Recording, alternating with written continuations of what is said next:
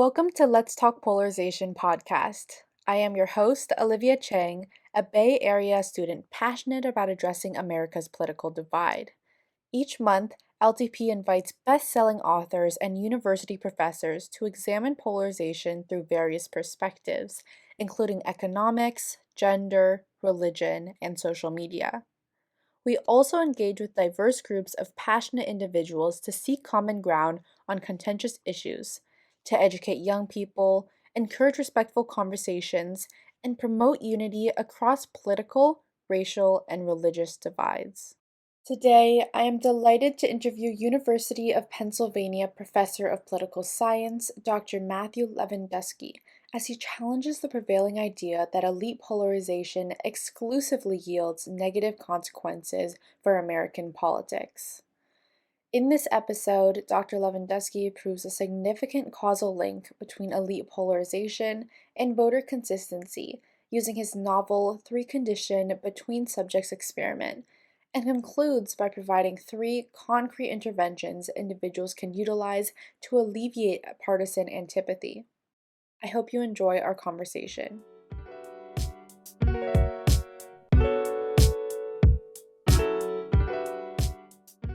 Thank you for taking the time to join me today, Professor Levendusky.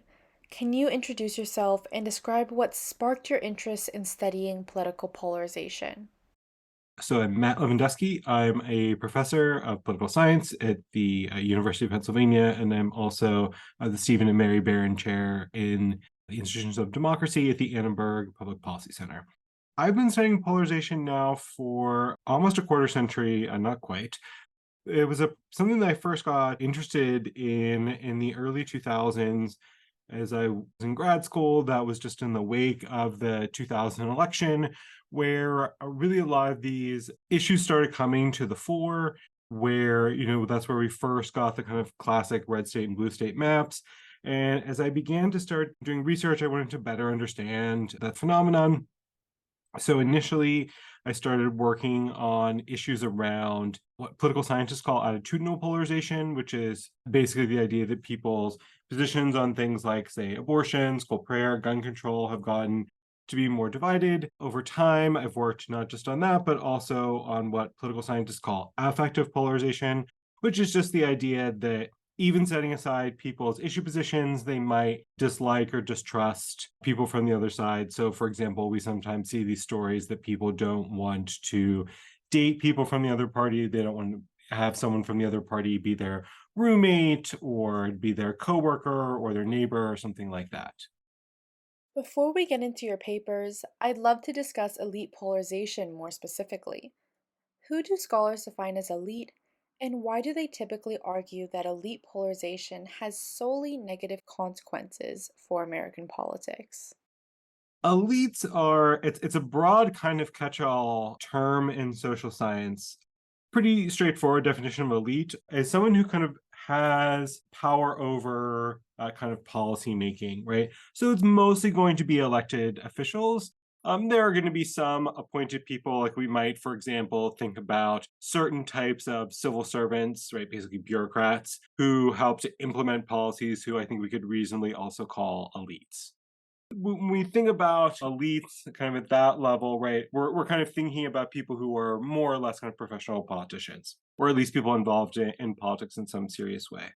And so scholars began studying this actually all the way back in the 80s and noticing that elites were moving apart. And the most common way that people do that is by looking at roll call votes among members of Congress. So there were two political scientists, Keith Poole and Howard Rosenthal, who developed a method for what we call scaling those votes. That is, taking the yays and nays and using them to figure out which members are more conservative and which members are more liberal, right? And basically the way you do that is you kind of look at who's voting together over time, and you can draw some conclusions from that. What they found was that starting in the 1960s into the 70s and then accelerating into the 80s, and it's continued since then, that basically you had the kind of Democratic and Republican parties in Congress pulling apart. The reasons why are multifaceted. Partly it's the shift in the solid Democratic South, driven in large part by the civil rights movement, but it also involves other changes in who the bases of the parties were. right? The growth of a lot of kind of interest group movements.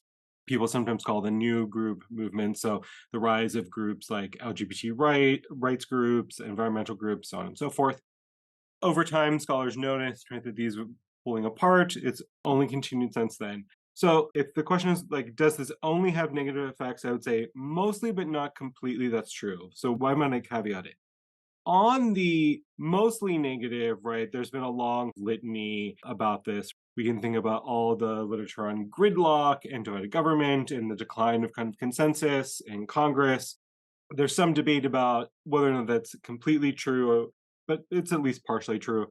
The one reason why I sometimes give a little bit of hesitation, right, is that there is work both by myself and others showing that can be one kind of somewhat ironic side effect of this elite polarization, and that's that it does clarify for people where the kind of parties stand.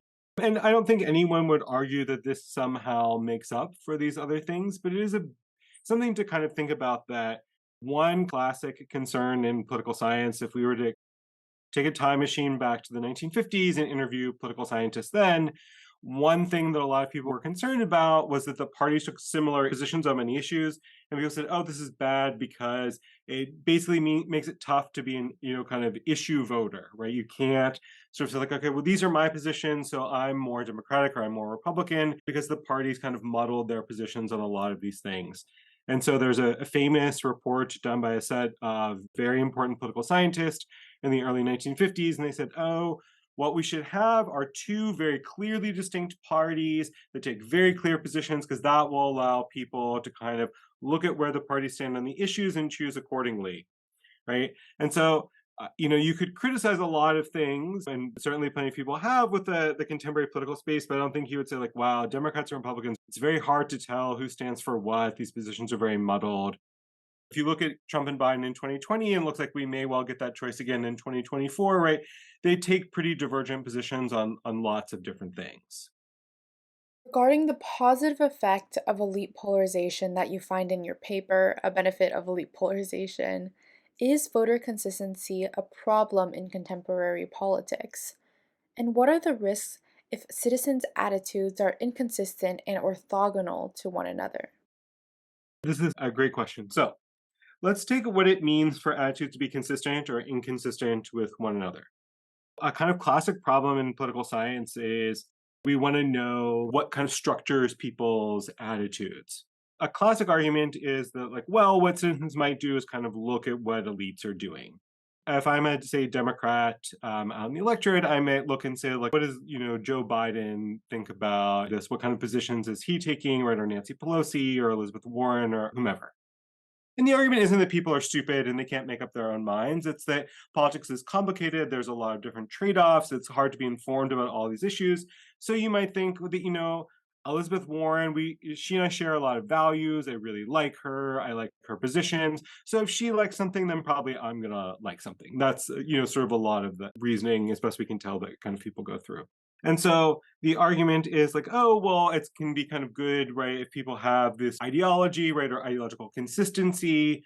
Ideology itself is like a bit more complicated because it delves into kind of philosophy. But what we might think of as ideological consistency, that is, okay, I'm a Democrat, I lean more to the left. So that means that I'm going to be in favor of tougher gun control. I'm going to be pro-choice. I'm going to generally support expanding LGBT rights. I'm going to generally support expanding voter rights, vote by mail ballots, and a variety of other positions, right, from Republicans or the reverse. I think an argument you can make to say that it's good for people to kind of have these coherent positions, but I'll critique political science, I guess, a little bit, and even some of my own work, that it's also not that central to most people's lives. And so I think sometimes we attach maybe a little bit too much importance to people kind of just mirroring elites. I think in some ways it maybe is more important that people take positions on things that are important and relevant to them, even if they don't necessarily follow elite. So I think it's okay if people have, quote unquote, orthogonal preferences. And all that just means is that maybe you are someone who supports abortion rights, but you don't support increased gun control, right? So those are two positions that we would tend to think kind of go together, but they aren't going to go together for everyone. And that's actually pretty common if we look out at kind of ordinary folks, that people often take the positions, kind of articulated by their party elites for the reasons I talked about earlier.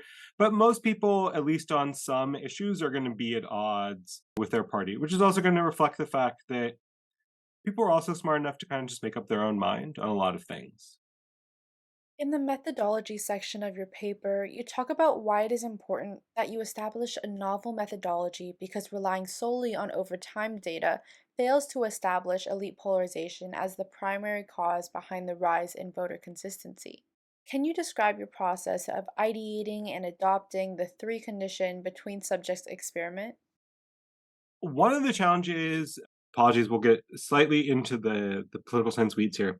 So if we want to think about knowing that, one thing causes one another rather than just two things being related to one another, we need really clear evidence that when one thing changes, the other thing changes, and we can rule out alternative factors, right? So one concern, if we just looked and we said over time, elites were polarizing and people's attitudes are more consistent, right? Say maybe I used over time survey data from, say, the American National Election Study. One concern is that someone could say, okay, well, the problem is that on average, people are becoming better educated over time, right? So more Americans over time are getting college degrees, and maybe that explains some of this relationship. So generally in social science research, we call this a confound, that there's something else that confounds the relationship potentially between our explanatory factor, elite polarization, and our outcome, voter consistency. So this is a kind of general problem with social science research.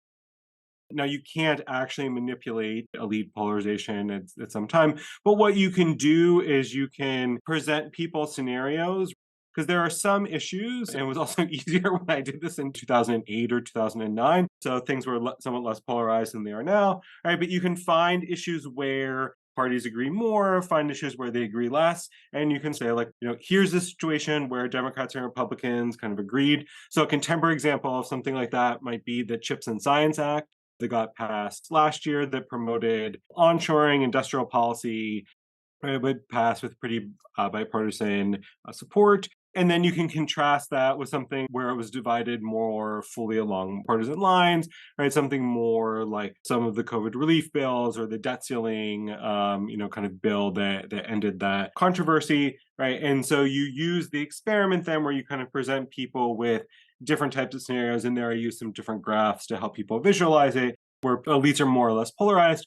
The idea there is that, well, because you're going to randomly present some people a scenario where they're more polarized and some people a scenario where they're less polarized, you can more cleanly sort of say, look, the difference, because I just kind of flipped a coin to show some people one and some people the other, right? Any differences we observe are going to be the result of those specific manipulations rather than some other factor.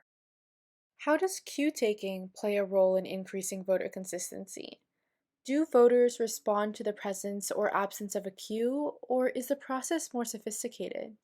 Cue taking basically just means, as the name would sort of imply, that you take cues from your party, and that's the process I talked about earlier, where you kind of say, like, okay, I'm a Republican, right? I really like Donald Trump. What does Donald Trump say about this? And I kind of follow his lead on this. So, the answer to answer it, in a word, do voters follow cues? Sure, but I think we always want to be careful not to just sort of say, like, oh, well, people are blindly following cues, right? I think as people have kind of delved more into this, like, it turns out that actually people are using that as a help, but they're also kind of trying to process the messages and things that elites give them. So they're actually trying to make informed decisions.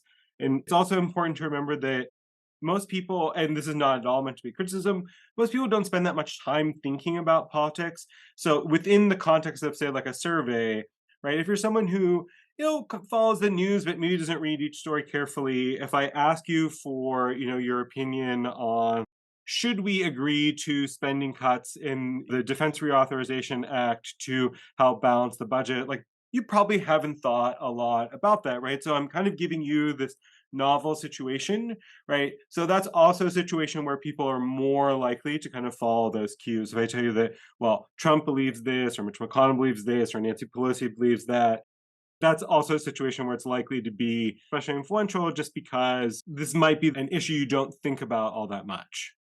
How do you believe independents may react to changes in elite polarization? Independents are a really interesting mix, and there's been a lot of really great work done on them in the last couple of decades. And we can think about independents as kind of two buckets of folks.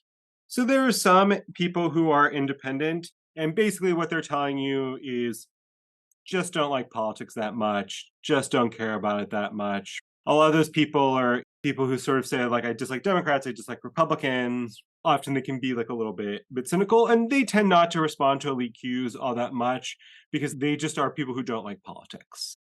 But there's also another set of folks who are independent because they dislike kind of political conflict and political contestation. So there's been a lot of good work done on this by Samara Klar, who's a professor at Arizona, and Yana Krupnikov, who's a professor at Michigan. And what they show is that there's another set of folks who are independents because they're sort of like, they dislike the kind of conflict and clash of back and forth that's part of politics. So those folks actually will respond a little bit more to things like cues because they are not averse to politics per se. They just dislike certain aspects of it when it becomes particularly contentious. That makes a lot of sense. Do comparisons to other Western democracies support this conclusion? Essentially, does a link exist between elite polarization and voter consistency beyond the United States? Yes, polarization in a cross-national context can sometimes mean something a little bit different because there are multiple parties. So cue taking there is a little bit different, right? But we see sort of roughly similar patterns, at least looking at, other OECD countries. So a lot of countries in like places like Western Europe, Japan, so on and so forth, Australia. In your book, Our Common Bonds, you argue that partisan animosity stems in part from partisans' misperceptions of one another. What common misperceptions do we hold? And with that in mind, what concrete interventions can we implement to alleviate partisan animosity? Sure. So let's take those and split them up. So let's do the misperceptions one first. So there's been a lot of work in misperceptions. Basically, we tend to think other people are much more extreme on a variety of different levels. And so what do I mean by that? What it is that we know from a lot of work in psychology, we're quite good at knowing people in our in group. So if I'm a Democrat, right, and I think about other Democrats, right, I can think about the kind of heterogeneity within the group because we tend to know people who are like us, right? So if I'm a Democrat, I can think, oh, my friend Mark is a Democrat, my friend Michelle's a Democrat, and I think about maybe how we all hold some slightly different views on the issues. But maybe I don't know as many Republicans. And so when I think about Republicans, who do I think about?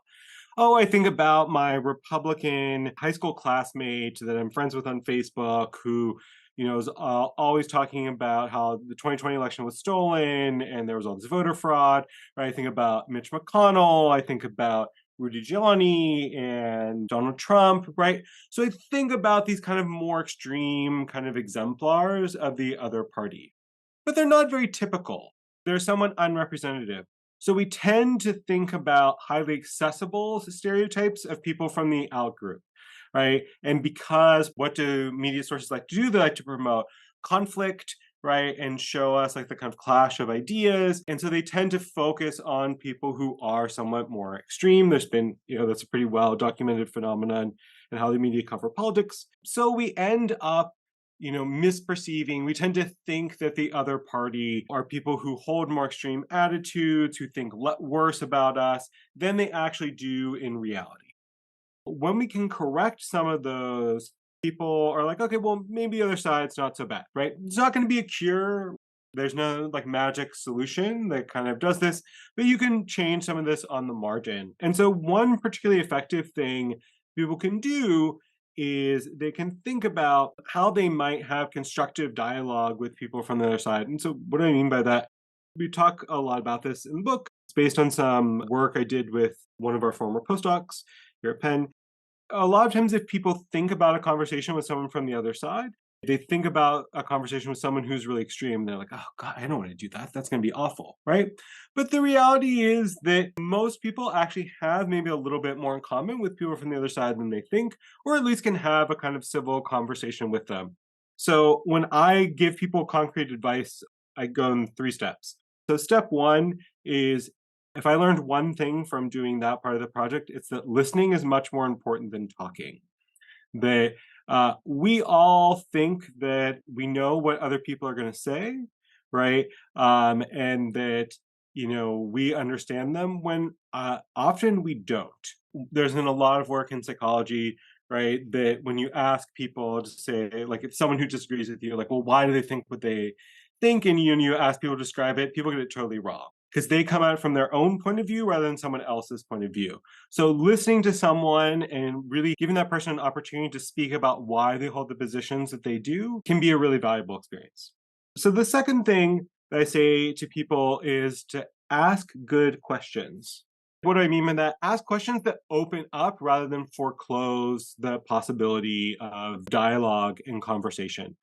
Probably not very helpful if you're a Democrat to say to someone today, well, are you finally going to admit that Donald Trump is to blame for January 6th, right? Because that's just going to kind of raise up their like defensive priors, right? And it's not going to be a constructive conversation, right? But something that might work better would be to say, what's something where Donald Trump has really disappointed you, or alternatively, where Joe Biden's really disappointed you, or tell me, about someone who's a Republican that you voted for and why you made that decision, or something that's kind of open up some space, right, for people to kind of bring out, and you can see a little bit of that complexity.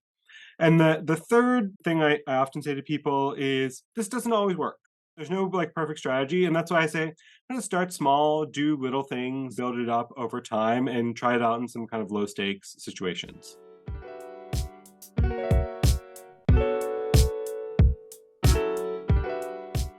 Thank you for listening to this episode of Let's Talk Polarization podcast. I hope it was fascinating to hear about one benefit to elite polarization and concrete interventions you can use to alleviate partisan divides within your own life. If you would like to participate in the podcast, we would love to have you. Please contact me at letstalkunite@gmail.com and learn more about my nonprofit at letstalkunite.org. I hope you have a great rest of your week.